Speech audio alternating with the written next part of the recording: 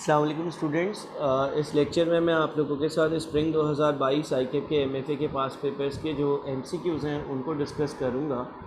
और पहले लेक्चर में मैं आप लोगों के साथ जो है वो पहले 3 जो एमसीक्यूज़ हैं उनको डिस्कस कर लेता हूँ।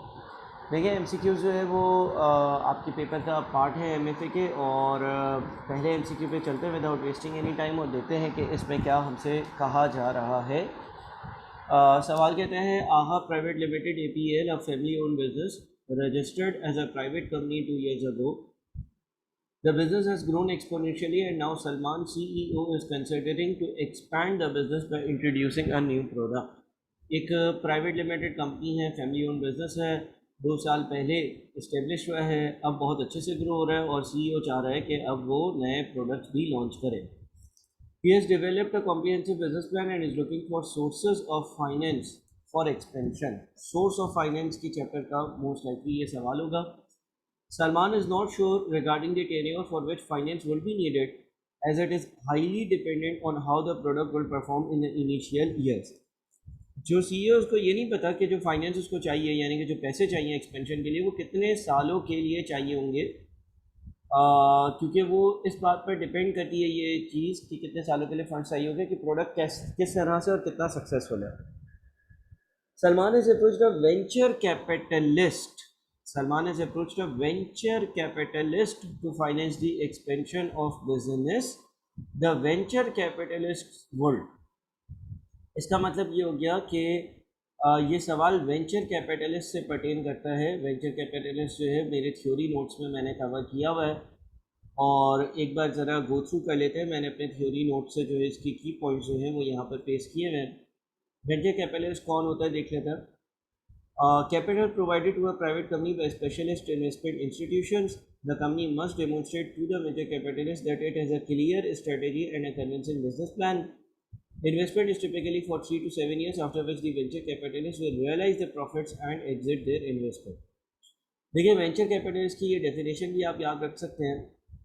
In brief, venture capitalist company जो है वो आपको फंड्स या इन्वेस्टमेंट्स प्रोवाइड करती हैं। कोई भी नई कंपनी हो जिसके पास अच्छा प्लान हो ग्रो करने का, उनको फंड्स प्रोवाइड करती हैं। अच्छा, रिटर्न्स जो डिमांड करती है ना, जो इंटरेस्ट रेट डिमांड करती हैं, वो comparatively high interest rates demand करती हैं, इसलिए क्योंकि वो एक रिस्क ले रही होती है। बिकॉज जहाँ पर वो इन्वेस्टमेंट करते हैं वो नई कंपनीज होती हैं जिनको फंड्स की ज़रूरत हो, और छोटी कंपनीज होती हैं। अच्छा, वेंचर कैपिटलिस्ट इन्वेस्ट कर और ऐसा हो सकता है क्योंकि वो इन्वेस्ट सिग्निफिकेंट अमाउंट करें तो बोर्ड ऑफ डायरेक्टर्स में भी अपनी रिप्रेजेंटेशन जो है वो चाह रहे हों। फिर वेंचर कैपिटलिस्ट इन्वेस्ट कर कंपनी के साथ काम करके कंपनी को ग्रो करते हैं। जब कंपनी ग्रो हो जाती है और उसके बाद वेंचर कैपिटलिस्ट जो है वो अपने पैसे या अपनी इन्वेस्टमेंट वहाँ से विदड्रॉ कर लेते हैं। यानी कि ऐसा नहीं है कि वेंचर कैपिटलिस्ट जो है उसका फ़ंड जो है वो इन्वेस्टेड ही रहे, बल्कि कुछ टाइम बाद वो फ़ंड जो है वो विदड्रॉ हो जाता है और फिर वो वेंचर कैपिटलिस्ट जो है वो किसी और नई कंपनी जिसके अच्छे बिजनेस प्लान हो वहाँ पर इन्वेस्ट करने के लिए जाते हैं। ठीक है जी। तो अब ये कुछ बातें लिखी हुई हैं और हमें ये बताना है कि इसमें से कौन सा जुमला जो है वो सही है। सबसे पहले लिखा हुआ है, likely finance the project as APL has excelled in the past 2 years।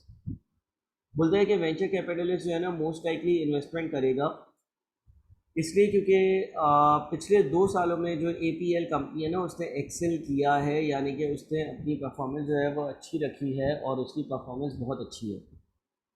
अच्छा, हमें बेस्ट ऑप्शन सेलेक्ट करना होता है, ठीक है ना।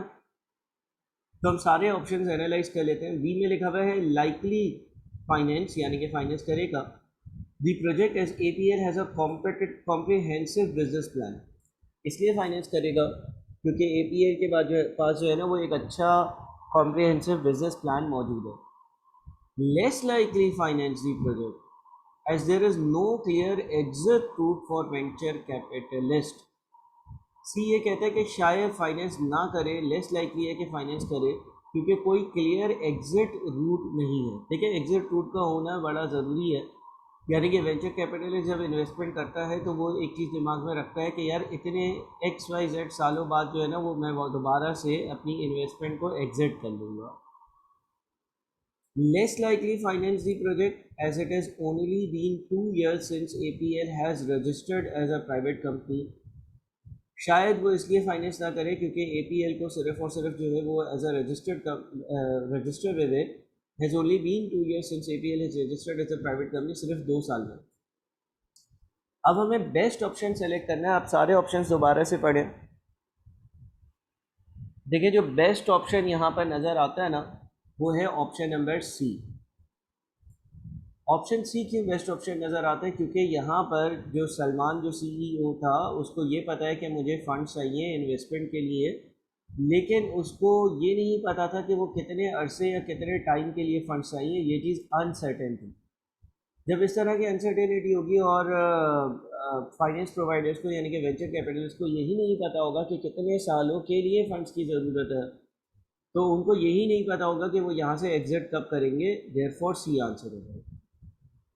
पहले जो दो आंसर्स है, likely financing project is APL is excelled in the past 2 years, likely financing project is APL is a comprehensive business plan, ये होना तो ज़रूरी है, लेकिन साथ में एक जो है ना वो एग्जिट प्लान होना भी बड़ा ज़रूरी होता है, यानी कि कब एग्जिट होगा तो वो चीज़ यहाँ पर मेंशन नहीं है। दूसरी बात यह है कि फाइनेंस के लिए यही चीज़ें नहीं देखी जाती, दूसरी चीज़ें भी देखी जाती हैं। इसके अलावा ऑप्शन डी जो है उसमें लिखा हुआ है कि सिर्फ 2 साल में एज ए रजिस्टर्ड कंपनी मैंने वे इसलिए फाइनेंस नहीं करेगा, तो ऐसा ज़रूरी नहीं है। वेंचर कैपिटलिस्ट जो है वो बिल्कुल नई कंपनीज में भी इन्वेस्टमेंट करता है। देयरफॉर इसका आंसर जो है वो सी होगा। अच्छा जी, अगले MCQ पे चलते हैं। अगला MCQ जो है वो आपके पास इस्लामिक फाइनेंस के एरिया से है। सवाल कहते हैं Furqan runs a chain of detailed outlets of electronic items. Due to economic downturn the demand for items is decline significantly. Furqan जो है उसका कोई चेन है रिटेल आउटलेट्स का, इलेक्ट्रॉनिक आइटम्स का, और अभी जो है वो डिमांड गिर गई है चीज़ों की।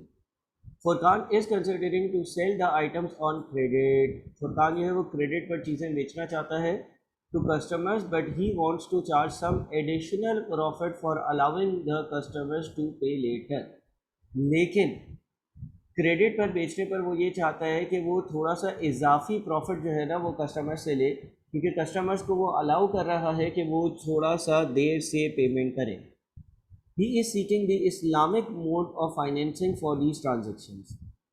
अब इसमें देखें हो क्या रहा है कि ये जो ट्रांजैक्शन जिसकी बात हो रही है ना, इसमें हो ये रहा है कि मैं एक क्रेडिट पर कोई चीज़ जो है वो बेच रहा हूँ, और क्योंकि मैं एक चीज़ क्रेडिट पर बेच रहा हूँ तो मैं चाहता हूँ कि कैश में जितने की बेचता मैं उससे थोड़ा सा ज़्यादा प्रॉफिट में रखूँ। Which of the following modes of financing will be most appropriate. अब यहाँ में मुख्तलिफ फाइनेंसिंग के जो इस्लामिक प्रोडक्ट्स होते हैं उनका नाम दिया हुआ है, मुदारबा, मुराबहा और मुशारका। मेरे जो नोट्स हैं उसमें मैंने इनकी समरीज़ बनाई हुई है कि मुदारबा क्या है, मुराबाहा क्या है और मुशारका क्या है। आपने वो समरीज़ लाजमी तौर पर याद करनी है। जब ट्रेड क्रेडिट की बात होती है, यानी कि कोई चीज़ मैं जो है वो क्रेडिट पर बेच रहा होता हूँ, तो इसकी जो सही टर्म है ना इस्लामिक फ़ाइनेंस की, वो मुराबाहा है। अब ये मैंने अपने जो नोट्स हैं उससे कुछ यहाँ पर चीज़ें लिखी हुई हैं, इन क्लॉजेस को आप ज़रा रीड कर लीजिएगा। देखिए सबसे पहली बात लिखी हुई है कि ये क्या है, ट्रेड क्रेडिट और लोन की एक शक्ल है, यानी कि किसी को क्रेडिट पर चीज़ें बेचना। ज़ाहिर है अब आपने ये जो दूसरी दो टर्म्स भी हैं मुदारबा और मुशारका, वो भी याद करनी होंगी। नोट्स में इस तरह के बुलेट्स मौजूद होंगे, उससे आपने याद करनी होंगी। और इसमें कुछ पॉइंट्स लिखे हुए हैं। The bank will purchase the asset and sell it to the business or individual at a profit in recognition of the convenience of paying later. Bank हो गया या कोई और बंदा हो गया, वो आगे प्रॉफिट रखकर चीज़ बेचेगा। कुछ इसकी एग्जांपल है। यहाँ पर ये चीज़ बड़ी ज़रूरी है। देखिए ये वाला क्लॉज देखें, ये वाला क्लॉज क्या है? The seller mentions the cost he has incurred on the commodities to be sold and sells it to another person by adding some profit. यानी कि जो बेचने वाला होता है वो कॉस्ट जो है वो मेंशन करता है और फिर उसमें कुछ एडिशनल प्रॉफिट ऐड कर कर आगे चीज़ें बेचते हैं। और ये कुछ पॉइंट्स हैं, ये आपने जो है वो याद रखने हैं, क्योंकि ये थ्योरी है तो आप 2-4 बार इसको पढ़ेंगे तो याद हो जाएंगी चीज़ें। बहरहाल ये वाली जो ट्रांजैक्शन है, इसमें आपके पास ABCD जो 4 ऑप्शन है, इसमें से सही ऑप्शन मुराबाहा होगा। मुराबाहा वो टर्म है जो यूज़ होती है ट्रेड क्रेडिट की ट्रांजैक्शन के लिए, और मुराबाहा वो इस्लामिक प्रोडक्ट है जो हम यूज़ करते हैं। आगे इसमें क्या लिखा हुआ है ये भी देख लेते हैं। मुराबाहा हाउ एवर यानी कि मुराबाहा यूज़ करेगा, लेकिन क्या होगा? How ever Furqan would need to expressly mention the cost of items and the additional profit he will charge। यानी कि हम मुराबाहा यूज़ करेंगे, लेकिन मुराबाहा की शर्त ये होती है कि जो कॉस्ट होती है चीज़ की वो मेंशन करनी पड़ती है, और उसमें कितना एडिशनल प्रॉफिट ऐड किया ना, ये हमें कस्टमर को बताना पड़ता है। अच्छा सर, डी क्या है? डी में लिखा हुआ है credit transactions can not be finance through Islamic mode of financing as Furqan wants to charge profit over the retail price. तो ऐसा नहीं है कि क्रेडिट ट्रांजेक्शन जो है उसके लिए कोई चीज़ इस्लामिक मोड ऑफ फाइनेंस में ना हो, तो इसलिए ये गलत हो गया। और मुदारबा और मुशारका तो ये है ही नहीं, वो दूसरे दो प्रोडक्ट्स होते हैं जो आपने डिस्कस करने पड़ेंगे, पढ़ने पड़ेंगे। ठीक है जी। अच्छा जी, तीसरा सवाल जो है वो आपके पास अगेन एक पास पेपर का क्वेश्चन, सॉरी पास पेपर का क्वेश्चन ही है, हाँ बिल्कुल क्वेश्चन है, एमसीक्यू है। इसमें कुछ टर्म्स लिखी हुई हैं। बोलते हैं free market and open competition are the elements of dash ideology. मुख्तलिफ आइडियोलॉजीज़ होती हैं और उनकी कुछ जो है वो टर्म्स यहाँ पर मेंशन है। नंबर वन, डेमोक्रेटिक के बारे में मैंने यहाँ पर एक छोटी सी लाइन लिखी है। Democracy is a system of government by the whole population or all the eligible members of a state, typically through elected representatives. यानी कि डेमोक्रेसी में क्या होता है कि जो आपके रिप्रेजेंटेटिव्स होते हैं वो इलेक्टेड होता है, लोगों की से होती है, लोगों की एक फ्री विल होती है, और उस बुनियाद पर यह सिस्टम जो है वो बनाया जाता है। यानी कि पॉपुलेशन एट लार्ज जो है ना वो वोटिंग करती है और फिर जो है वो स्टेट के मेंबर्स सेलेक्ट करती है। डेमोक्रेसी का मतलब ये है कि भाई आप मेजॉरिटी के साथ जो है वो चलो, इसको हम डेमोक्रेसी कहते हैं। रेडिकल, जो ये रेडिकल्स लिखा हुआ है ना, अगेन ये मेरे नोट्स में ये टर्म्स जो है वो ज़्यादा डिटेल्स में होंगी। रेडिकल में लिखा हुआ है a person who advocates thorough or complete political or social change or a member of a political party or section of a party pursuing such aims. Radical का मतलब हो गया कि 360 डिग्रीज चेंज। रेडिकल्स का मतलब ये है कि सिग्निफिकेंट चेंज। फिर डिक्टेटोरियल में लिखा हुआ है relating to a ruler who has absolute power. यानी कि ये उस रूलर को रिप्रेजेंट करता है जिसके पास एब्सोल्यूट पावर हो, डिक्टेट करता हो चीज़ों को, लोगों की ना सुनता हो। डेमोक्रेटिक के अगेंस्ट दूसरी साइड चला गया।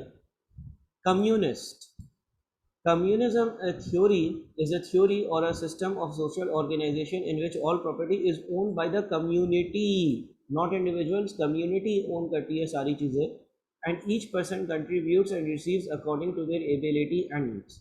इसका मतलब ये हो गया कि इसमें जो है वो कुछ रिस्ट्रिक्शंस होती हैं, यानी कि ब्रीफली अगर बोलूँ तो इसमें कम्युनिज्म में जो है आपकी कम्युनिटी होती है, उसके हाथ में सारी चीज़ें होती हैं। ठीक है।